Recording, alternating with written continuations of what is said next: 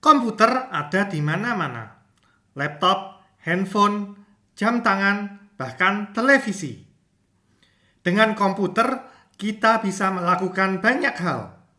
Bermain, membuat film, bahkan orang tua kamu memakai komputer untuk bekerja. Komputer tidak bisa berpikir sendiri. Agar komputer dapat berguna, maka di dalamnya harus dipasang program atau biasa juga disebut sebagai aplikasi. Untuk membuat aplikasi diperlukan coding. Coding kadang disebut juga sebagai programming. Coding berarti kamu menyuruh komputer untuk melakukan sesuatu.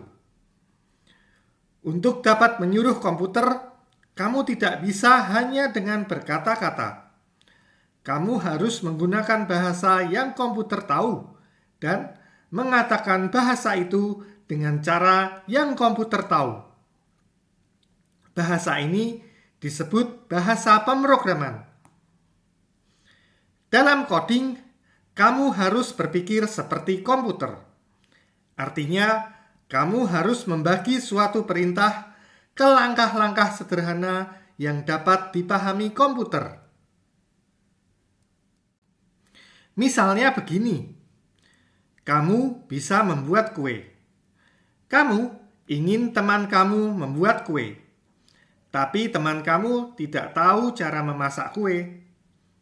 Kamu tidak bisa hanya bilang, buatlah kue coklat. Temanmu tidak akan tahu bagaimana mulai membuat kue coklat. Jadi, kamu harus memberikan resep kue untuk teman kamu. Di resep ada bahan dan urutan atau langkah-langkah membuat kue. Masing-masing langkah ini dibuat sederhana agar teman kamu bisa tahu caranya. Misalnya, tambahkan 2 sendok makan gula atau campur telur dengan tepung. Membuat aplikasi dengan coding mirip seperti membuat resep, kemudian membuat kue.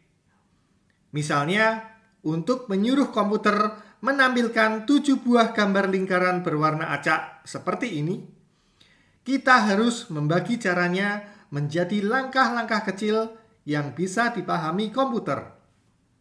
Seperti ini. Dalam komputer, resep ini disebut sebagai coding.